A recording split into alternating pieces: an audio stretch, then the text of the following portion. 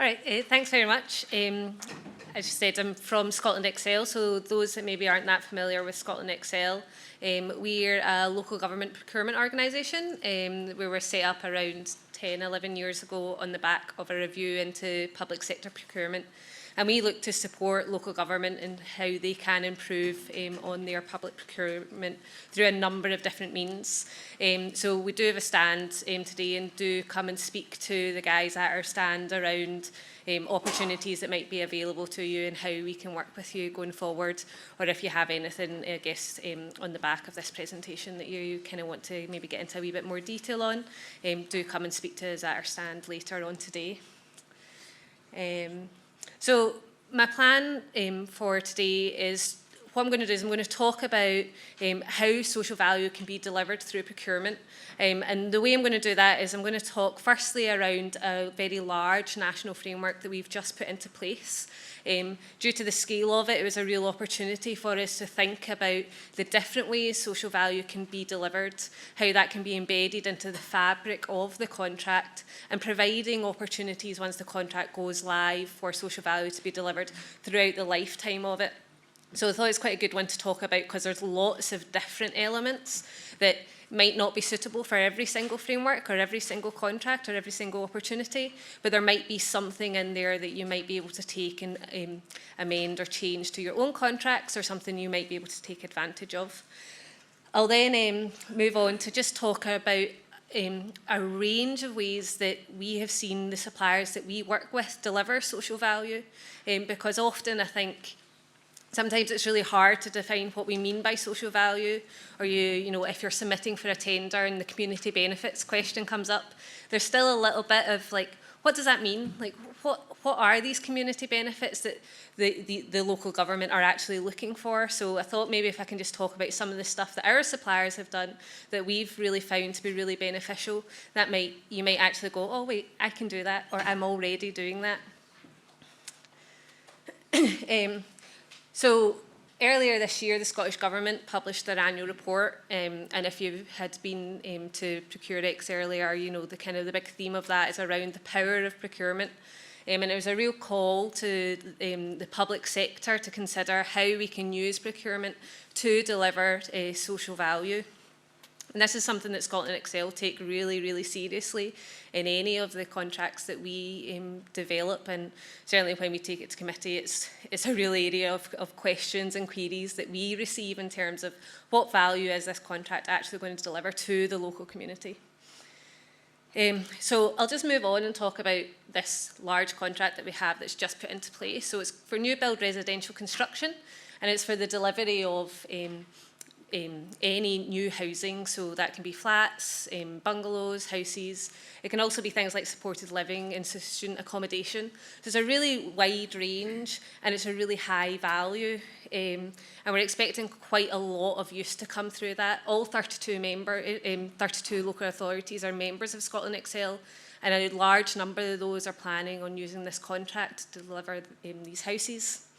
And it covers a wide range of schemes, so some small builds right through to large, and build and design and build deliverables. So that's the contract, and as I say, it was a really large contract, so the opportunities behind it are really quite extensive, and it was really important to us to make sure that we made those opportunities available to the market. So the first thing that we did within this contract is we've made sure there's an obligation on the first-tier suppliers to advertise any new subcontracting opportunities on PCS Scotland. So if you are a contractor or a supplier and you're not registered on PCS Scotland, that's my first thing. If you want to engage with the public sector on procurement, get yourself registered on PCS Scotland. Firstly, you'll get any of the direct opportunities coming through the public sector will be advertised on there. But more and more, the public sector is starting to use it to work with their contractors to advertise subcontracting opportunities, and those will also be available on there for you to take advantage of. What this does is it means that quite often you have these big, massive builds. It's huge, millions and millions of pounds being spent. But actually for smaller organisations, they want to tie into that second, third, fourth tier opportunities. And as the public sector, we've responsibility, I believe, to make those opportunities accessible to smaller and medium-sized organisations. And Public Contract Scotland is one of the ways that we are looking to try and do this. So please do get yourself registered on there. The other area that we spent quite a lot of time on in this contract is around fair work. It's something that I guess it was a few years ago that the Scottish Government kind of made quite big steps in that area around what we consider to be fair work. And if you've had to submit any tender recently, I'm sure you'll have been asked a question around fair work. What we did on this contract was we really took the time to try to understand within the specific industry that we were working in, so this was construction, where were the challenges and what did we actually want to know when it came to fair work for that particular industry. And it was things like access to trade unions, your 0-hour contracts, the flexibility within your working, that was really important within that industry. Having gone through that tender, my advice to any suppliers looking to bid is just make sure you read the question. I think we definitely had a little bit of some people thinking, I've got my standard answer to fair work practices, I'll put that in. But sometimes just taking a little bit of time to really think about the industry you're working with and what is important within that industry can actually make that response stand out a lot greater, than perhaps from more standard answers. And quite often I find that it is smaller and medium organisations that can kind of take that chance to shine and show that what they do is specific and they've thought about it, compared to potentially some larger organisations where it's a bit of a, this is just the standard approach that we always take. The other opportunity that we embedded into this contract was we've asked the contractors to work with local social enterprises and supported businesses on any work packages that are over £1 million. This was an important one because sometimes you need to look outside just your little circle and just your normal subcontractors, because there's a huge number of small, medium organisations, social enterprises, local groups that actually can deliver a huge number of benefits. And for this contract, we're talking about building houses. But you could use someone like a social enterprise to provide a catering truck on the site of where the houses are being built. And that will offer a huge amount of benefit to the local community, and it will mean a huge amount to that social enterprise. So I think sometimes it's just about trying to think a little bit wider and just taking the time to go and speak to organisations like SDP. And there's also a number of organisations that represent social enterprises and supported businesses. Partnership Procurement, BASE are an example of some. Go and speak to them and chat to them about their members and what their members are capable of, and consider how those elements can fit within your organisation. Within the specification of this framework, we took some time to ensure that social value was embedded within the actual specification itself. So we tried to make sure that any of the houses that were built take into account things like housing for varying needs. So again, yourself, when you're delivering any service, it's about thinking, okay, within this actual service that I'm delivering, what extra step can I take to amplify the social value that I'm potentially already delivering, or how can I create more social value, but still just be delivering the services that I'm being asked to deliver or I'm wanting to deliver. Within this contract, we had community benefits as well. These ones were, we spent quite a lot of time trying to make sure that it was focused on local employment opportunities. Being a national framework, there's always a challenge between getting that balance right. It's a 4-year contract. We are having to cover the all of Scotland. And the last thing that we would ever want to do, and I think sometimes as buyers, maybe we are guilty of doing, which is setting expectations that we wouldn't set on ourselves. And so I think it's really important as buyers that we think about who it is. If we're wanting to work with a contractor, what does the impact of what we're asking them have on them? And let's be realistic about what we need to be delivered, because actually you get much better quality responses back. And again, with the community benefits, it was about really trying to tailor that to say, okay, if it's a £2 million project, realistically, what can be delivered over 1 year compared to a £100 million project that's going to be lasting for 3 years. And I think really taking the time to consider that will end up in better benefits. And the final one is area for this particular contract was around fair payment. And I imagine if you are a smaller organisation, that's definitely something that's probably pretty close to your heart, is around when you get paid. Hopefully not if you get paid. We made sure that you could use project bank accounts within this framework. So what that does is it means that you can then get paid essentially a few days after the main contractor gets paid. And we've also put in quite strong terms which are allow any subcontractors the right to speak to Scotland Excel about when they might be having challenges around getting payment from contractors.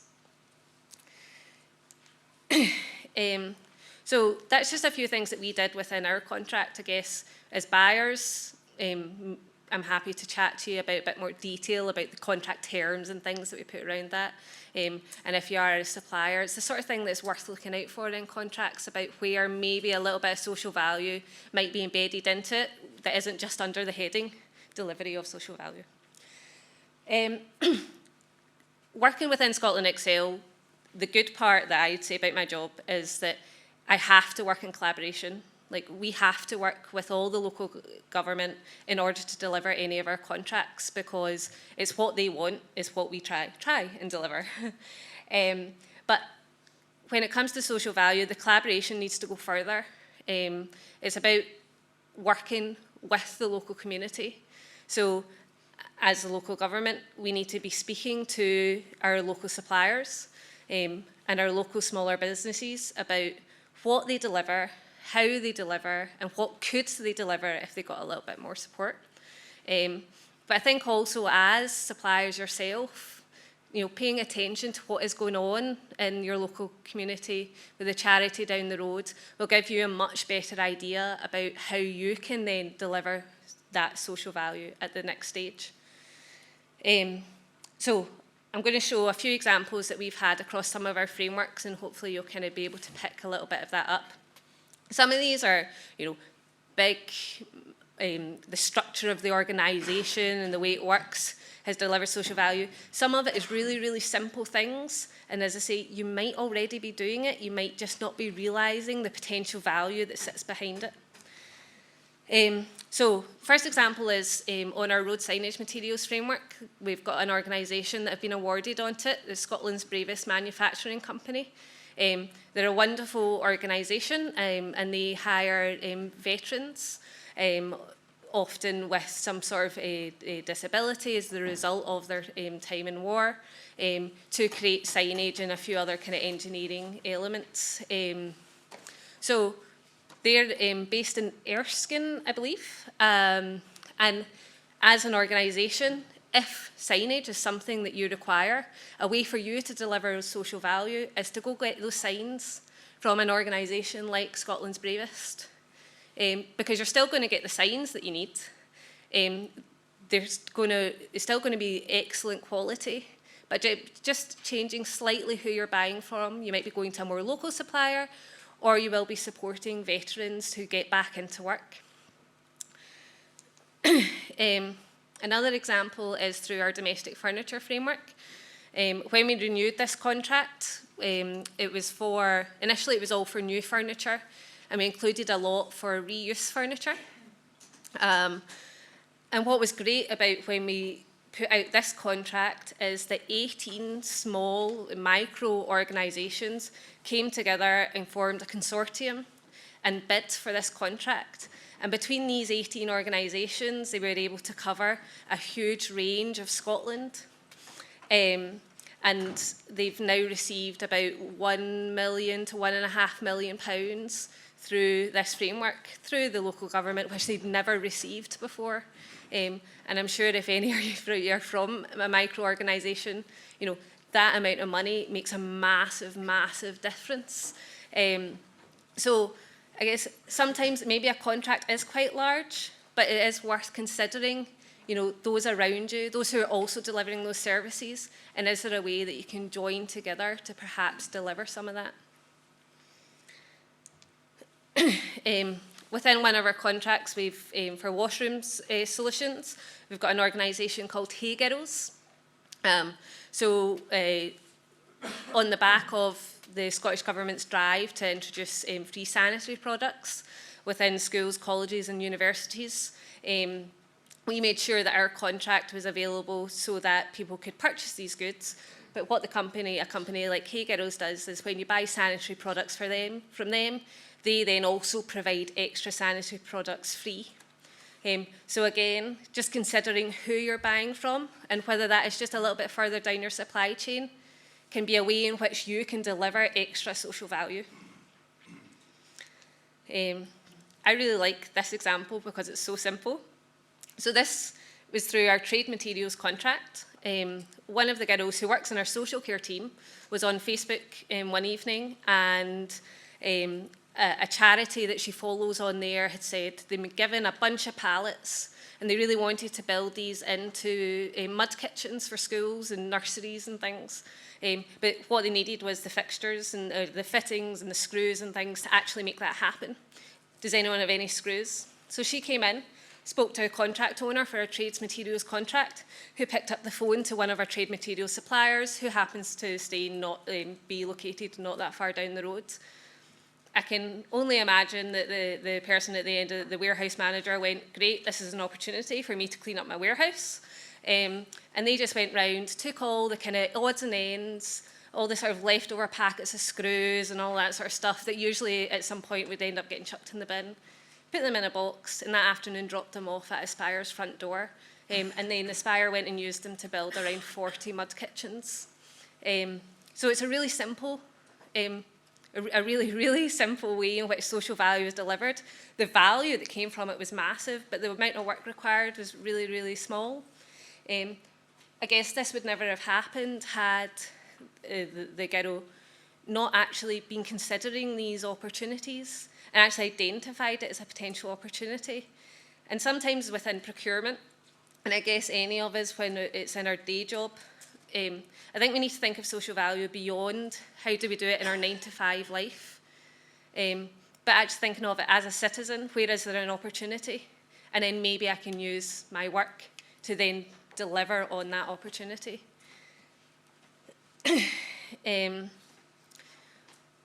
One of our suppliers on our electrical materials contracts, what they do is they say that for any of the spend that we get from the local government, we'll take 1% of it, and each year we'll give it back to the local government body, and we'll use that together to spend it on something that you identify within your local community that you want that money spent on. So again, it's a bit of an administrative job involved each year on that. But again, that's a way which is really simple in order to be able to work with the community to identify where real opportunities are and direct that money to it. Last year, this fund was used for making donations to food banks, and it was also used to pay things like for some school meals over the summer for kids. Within our fostering contract, one of the things that they did was they got a bunch of the people who were within the foster programme, whether that be the children or the people looking after them, to sew lots of blankets, and they were donated to the blankets for homelessness within Fife. So again, it didn't require the supplier themselves to necessarily go out and spend huge amounts of money or change their entire service structure, but the value they delivered in the long run was really, really beneficial. And my final example is we have a contract for outdoor play. And this is one that, when we were talking to a lot of the suppliers on here, they were a bit sort of lost whenever the discussion of community benefits came up, because they were just a bit like, we really just need to get our job done. Like, we're really, really busy. We have a lot going on. We've got parks to build. We're just trying to make money. We're not big organisations. And then as we started to speak to them, they were like, oh yeah, every time we open a park, we have a big open day and we give the kids out goodie bags. And there was a bit of a realisation, sort of, as I looked at them across the table. I was just like, well, that's social value. You don't need to be doing that. You're actually already delivering the social value. And because the community gets a nice day, the kids get goodie bags, whatever is included with them, they're delighted, and it's an opportunity for everyone to come together. So again, maybe just take a wee minute to think about actually what do you already do potentially as part of what you see as business as usual. Because if you identify something that you're like, actually that's a little bit of social value, maybe just spending a wee bit more time on it could really amplify the value that you deliver to your local communities. This was just a slide that someone had pulled together within Scotland Excel that I quite liked. This was just like one team within Scotland Excel, so there's about 6 or 7 of them, and they pulled together all the images of the organisations that our suppliers had supported through community benefits. So this is just a small area, and there's such a wide range of organisations in there, everything from food banks to bowling clubs to racing pigeon federations. So I guess it was just to say that you can think big and wide, and also think about what is important to your local community, because it could just be someone that's a couple doors down the road, and that could potentially deliver a huge amount of value and could be quite an easy relationship for you to build up. So just a few things to consider, and this is both for buyers and also for any of the if you're a smaller or a medium organisation. I guess the first thing is just to start early. So if you are a buyer, think about how social value is going to be embedded in that contract right from the start. It shouldn't be an afterthought, and it shouldn't necessarily be, here's our standard process, I'll just fling it in. The second one is do speak to your community. Speak to the people that are in your local area, your local charities, and find out actually what they want. Because, there's no point delivering thousands and thousands of apprentices if all someone is really looking for right now is a bunch of screws to be dropped off at their front door. If you are an organisation, please come speak to us and tell us about what you're doing, because quite often we need to learn from you. Like, we need to learn about what is the value that you can deliver as a construction organisation. Where naturally would you go with that? So that when we put out a contract, we're not setting unrealistic expectations. And that's my next point, which is I think we need to be realistic about what we can expect people to deliver. As buyers, just review your contract terms. Make sure that they actually match up with what you're wanting to deliver. Don't make them overly harsh if you haven't followed the point about being realistic. The other one is just to consider your own service delivery. Have a look at who you use or how you deliver a service, and consider if there is a small tweak that could actually multiply the value they deliver. And the final one is just to share best practice. I'm always interested to know what some organisations do, because if I know what people do, then I know what is a realistic expectation of them. And I can also take the opportunity to speak to other buyers as well as other suppliers and say, I've heard that actually, I know someone that did this. I reckon you could also do something very similar. So that's about it from me. As I say, we do have a stand, so do come and speak to anyone there if you've got anything else that you want to follow up on. Okay.